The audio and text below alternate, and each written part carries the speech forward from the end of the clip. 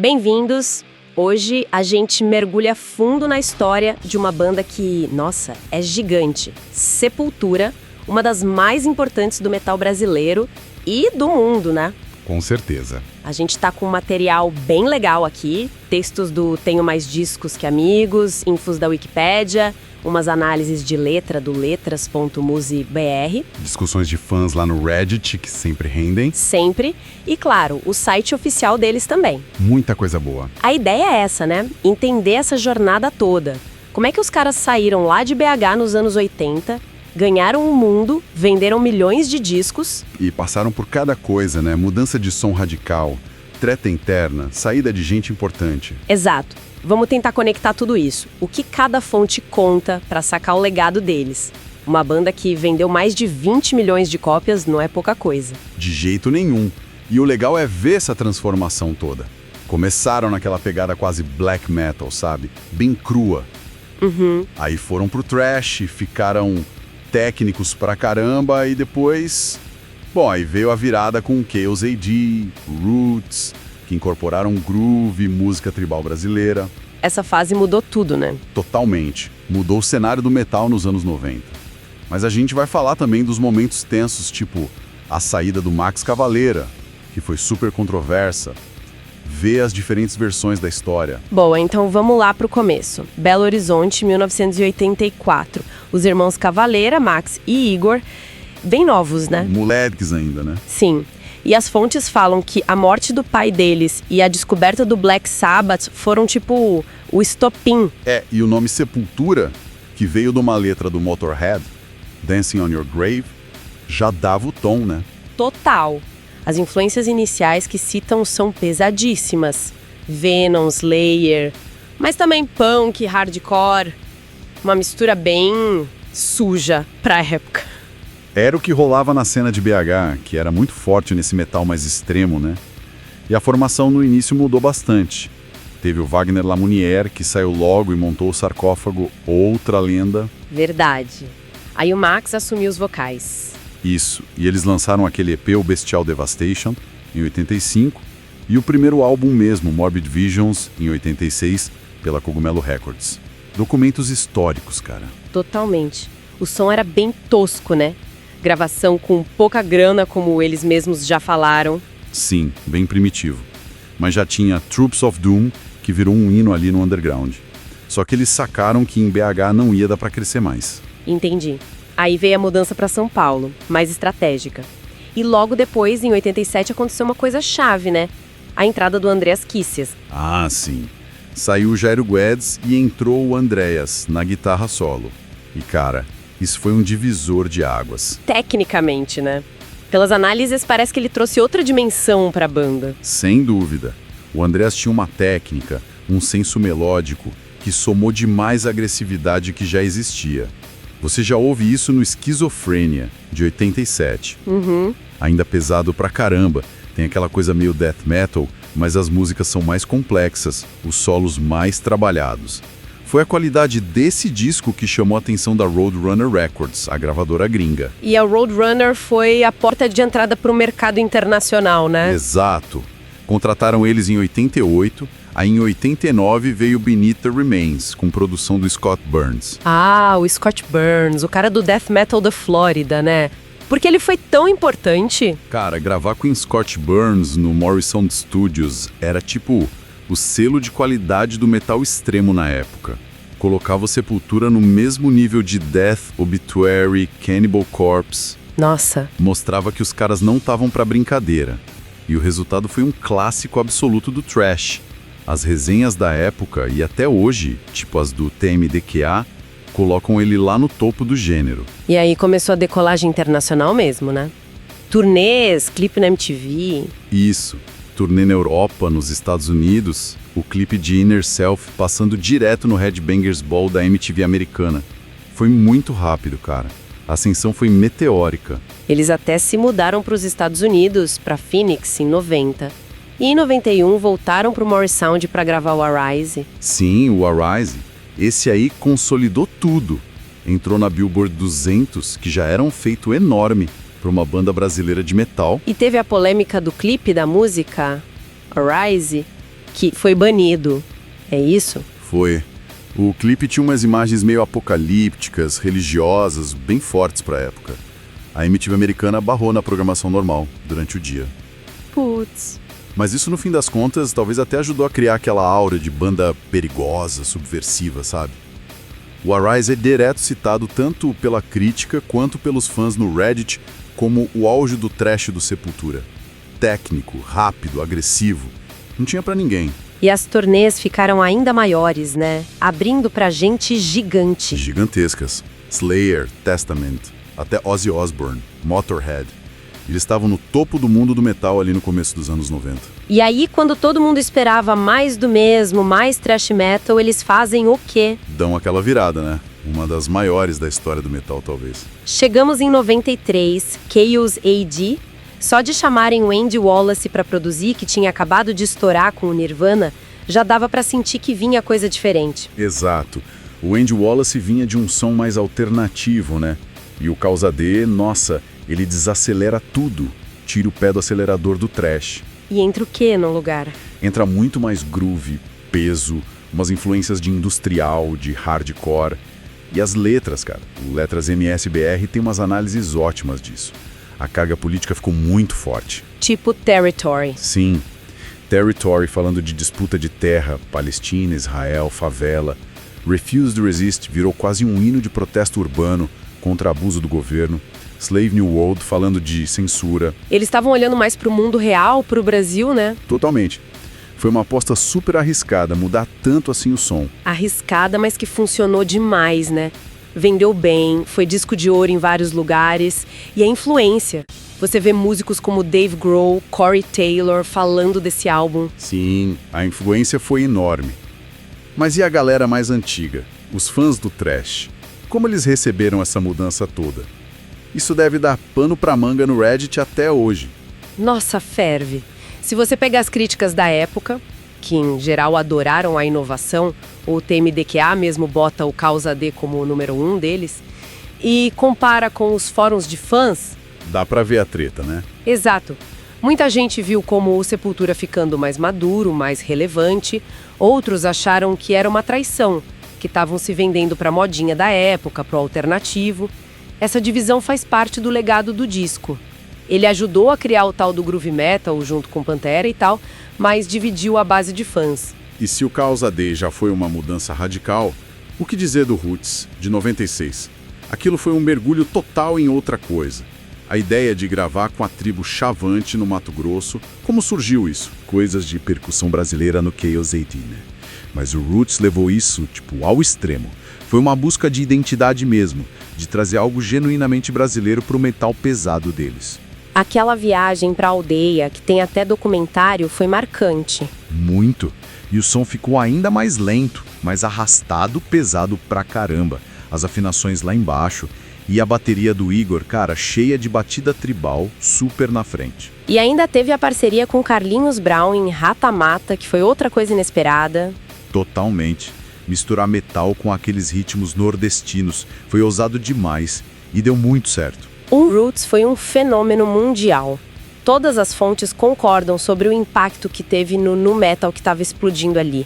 Korn, Deftones, Slipknot, todo mundo admite que bebeu daquela fonte. Com certeza. E o single Roots Blood Roots virou um hino absoluto.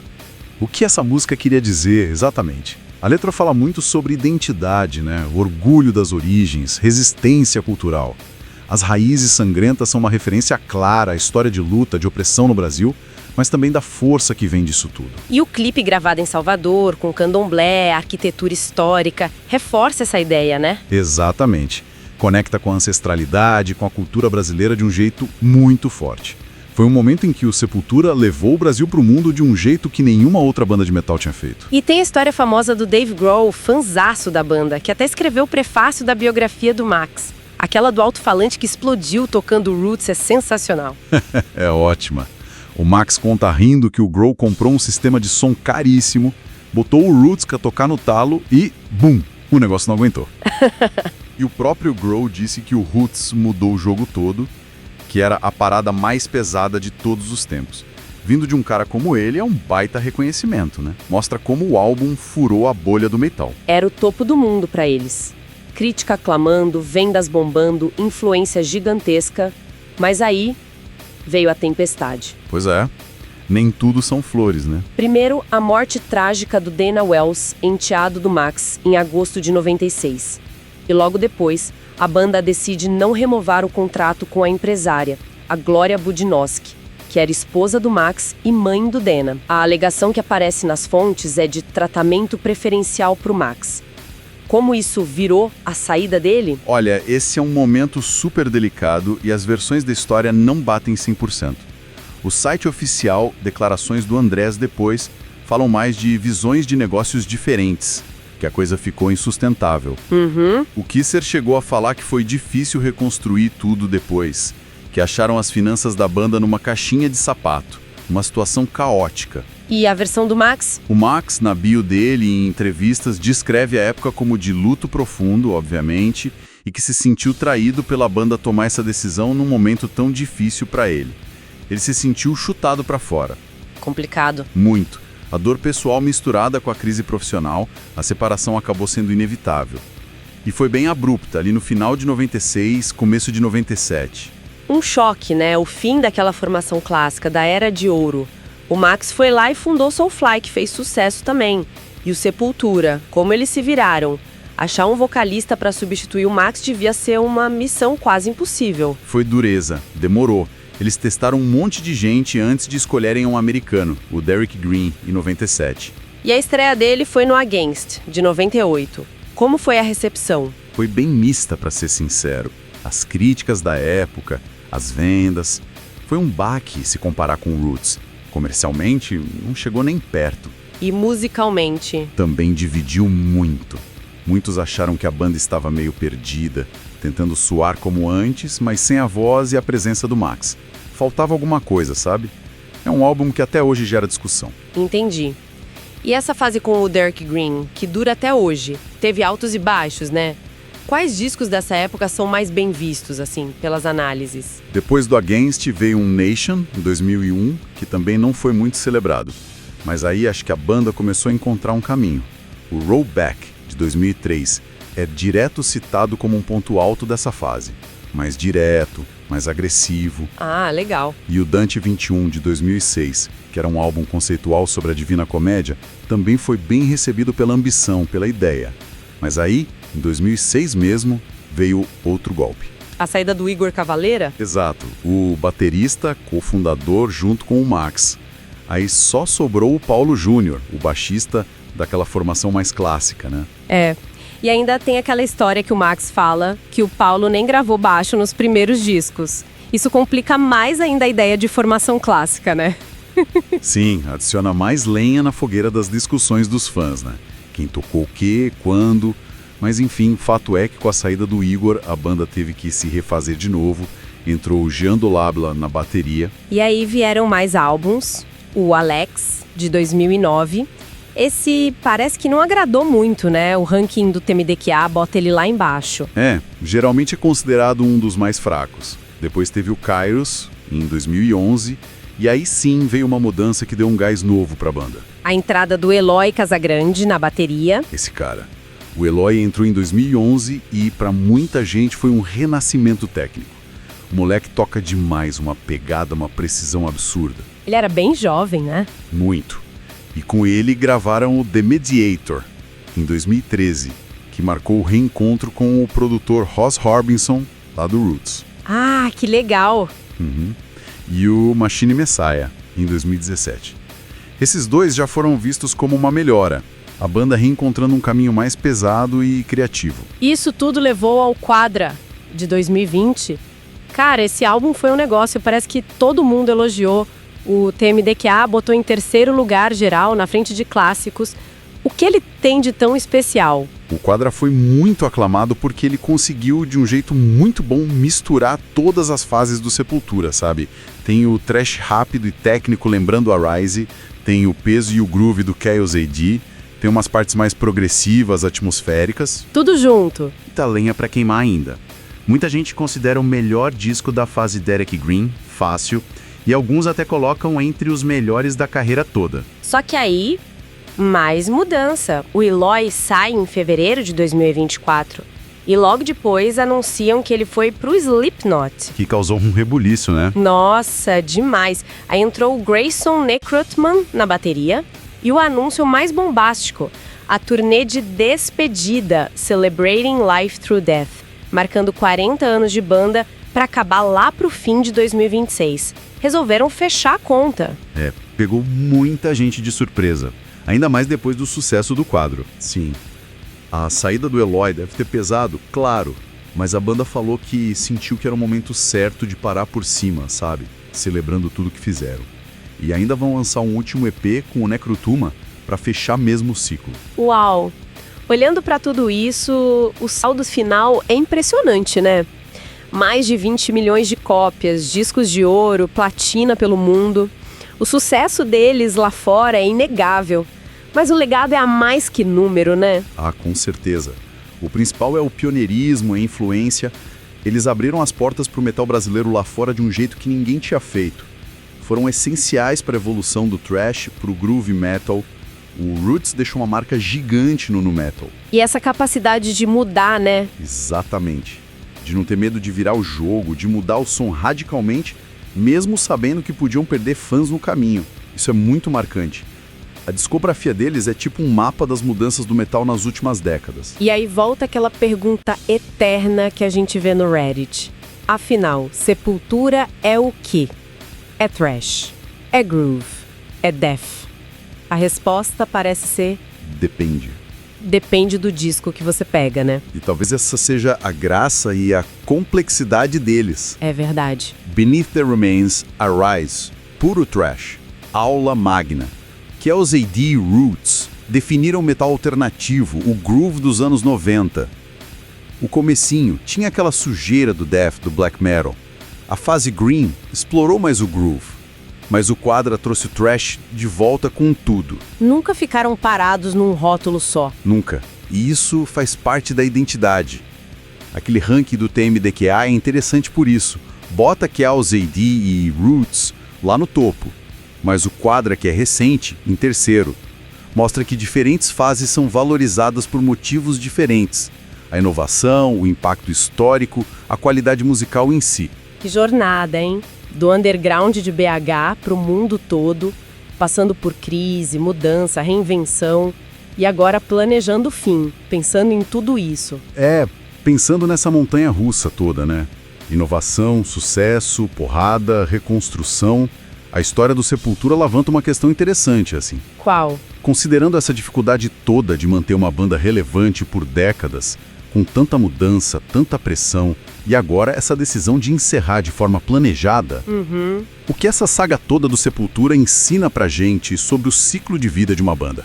Sabe, sobre essa tensão entre mudar, evoluir artisticamente e ao mesmo tempo manter os fãs por perto.